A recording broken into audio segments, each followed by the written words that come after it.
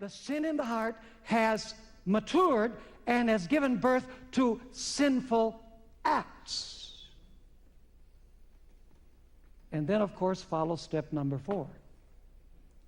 He has to hide what he's done. See, the 4th step is hiding what he did. And we notice that as David attempts to hide his sin, he gets in deeper and deeper. And things get more and more complicated for him until there is really no way out. And so David says, uh-oh, we're in trouble now, he says to Bathsheba. So he says, I've got to get Uriah to come back from the battlefield and lay down with his wife so that people think that the baby is his. Notice what we find in 2 Samuel chapter 11, verse 6. Then David sent to Joab, saying, send me Uriah the Hittite. And Joab sent Uriah to David. When Uriah had come to him, David asked how Joab was doing and how the people were doing and how the war prospered. You know, this is petty talk. That's not why David called him. That's like talking to someone, oh, it's a nice day out today, isn't it? Talking about the weather. Verse 10, so when they told David, saying, Uriah did not go down to his house, see, there's the real motivation. David said to Uriah, did you not come from a journey? Why did you not go down to your house? Why didn't you go to sleep with your wife? See, so the first thing that David does to cover his sin, to hide it, is to call Uriah. He says, surely he's been in the battlefield. He's going to want to sleep with his wife. But it didn't work. In fact, do you know that Uriah wasn't even a Jew? He was a Hittite. But he had more honor than the king. Notice his answer in 2 Samuel 11 and verse 11. And Uriah said to David, the ark and Israel and Judah are dwelling in tents, and my lord Joab and the servants of my lord are encamped in the open fields. Shall I then go down to my house to eat and drink and to lie with my wife? As you live and as your soul lives, I will not do this thing. What loyalty and honor this man had. He was truly fighting the battles of the Lord. So David says, well, he came to Jerusalem. He didn't go to sleep with his wife. So now I'm going to have him hang around for a while. So in 2 Samuel 11, verse 12, it says, then David said to Uriah, wait here today also and tomorrow, and I will let you depart. See, he's saying, this guy's been out on the battlefield. This guy's desperate to sleep with his wife. He's bound to do it. So he says, hang around for a couple of days. So it says, so Uriah remained in Jerusalem that day and the next. But the interesting thing is, he did not go into his wife. So David says, well, now I have to go to plan C. And plan C, of course, was to make him drunk. He says a drunkard will go into his wife. 2 Samuel chapter 11 and verse 13 says, now when David called him, he ate and drank before him, and he made him drunk. And at evening he went out to lie on his bed with the servants of his Lord, but he did not go down to his house.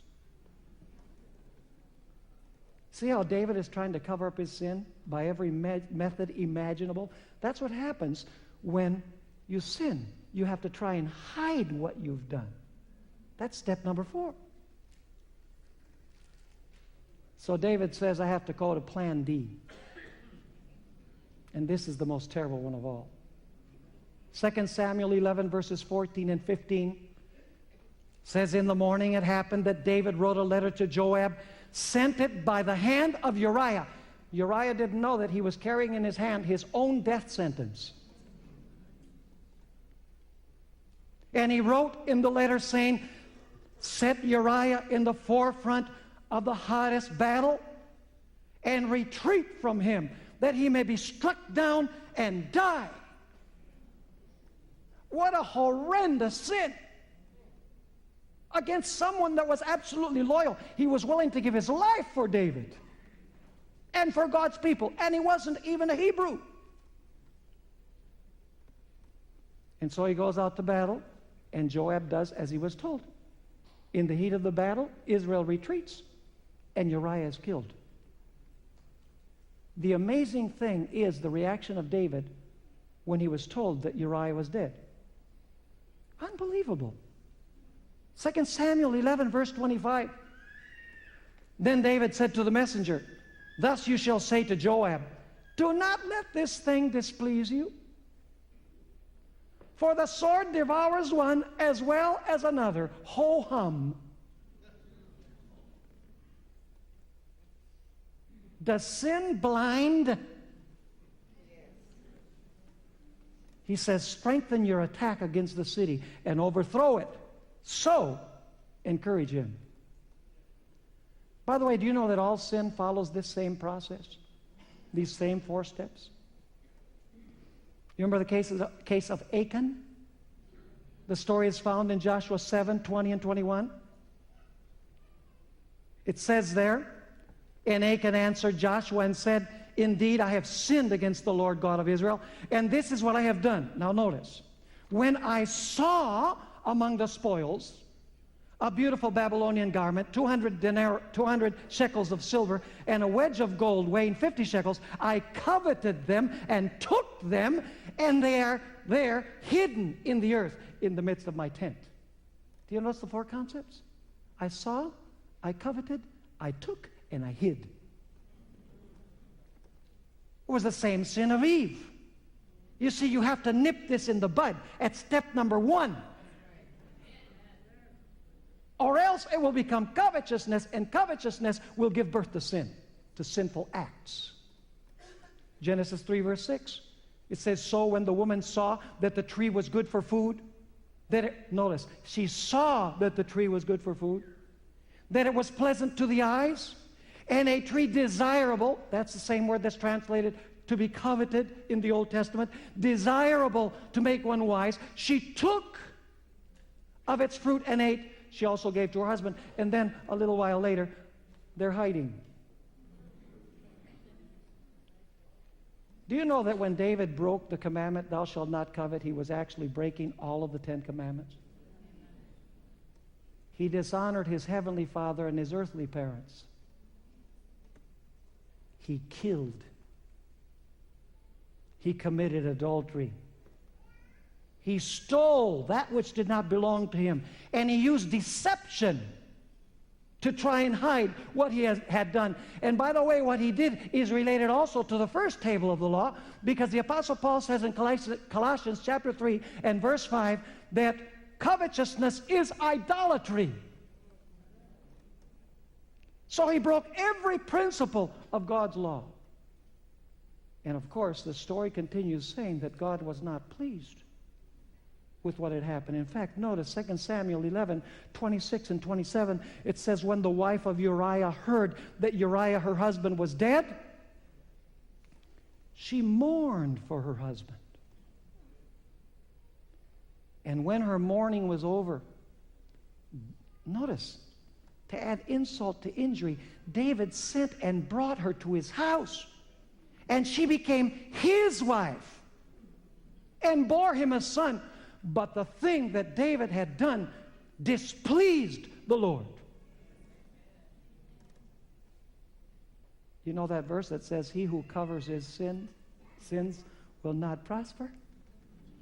Now, the story is going to unravel. And David's sin is going to be brought out in the clear light of day. So Nathan the prophet goes to David. By the way, David was the king. He could have had Nathan's head chopped off. But prophets were not afraid to tell the truth. And so Nathan tells a parable. It's found in 2 Samuel chapter 12, verse 1 through verse 4. Then the Lord sent Nathan to David, and he came to him and said to him, there were 2 men in one city, one rich and the other poor. The rich one, by the way, is David, and the poor one is Uriah. The rich man had exceedingly many flocks and herds, but the poor man had nothing except one little ewe lamb. You know who that is? Bathsheba, which he had bought and nourished. Notice how touching this is. And it grew up together with him and with his children. It ate of his own food and drank from his own cup and lay in his own bosom. And it was like a daughter to him. Wow. And a traveler came to the rich man who refused to take of his own flock and from his own herd to prepare one for the wayfaring man who had come to him. But he took the poor man's lamb and prepared it for the man who had come to him. Sin blinds us. Sin leads us to judge others of that which we are guilty of. You see, the Bible tells us that David was indignant at this symbolic man. But you see, David was committing the same sin. Because this rich man coveted and took the one thing that that individual had. David coveted and took the wife. It's the same sin. But David could not discern the hypocrisy of his heart because he was blinded by sin. Notice the reaction of David. 2 Samuel 12, verses 5 and 6. So David's anger was greatly aroused against the man, and he said to Nathan, "As the Lord lives, the man who has done this shall surely die."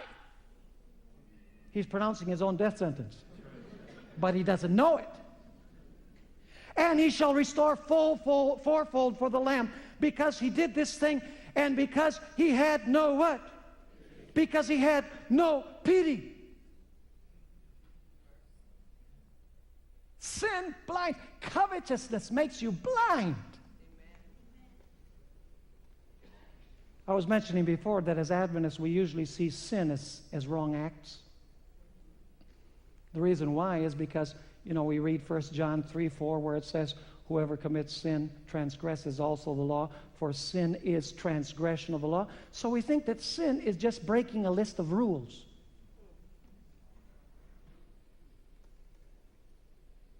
But you see, sin is more than transgressing a code. Sin breaks relationships. I mean, the purpose of the Ten Commandments is to describe ideal relationships. What good would it be for God to say, "Don't steal," if there's nobody to steal from? What good would it do to say, "Don't bear false witness," if there's no one to bear false witness about? What good would it do to say, "Thou shalt not commit adultery," if there wasn't someone to commit adultery with? You see, the purpose of the law is to describe ideal human relationships. And when we break the law, we break those relationships and we hurt people. See, covetousness is wrong because it hurts people. Let me ask you, when a husband commits adultery, does it hurt the wife? Does it hurt the children? Does it hurt the friends? Does it hurt the church? Does it hurt the heart of God?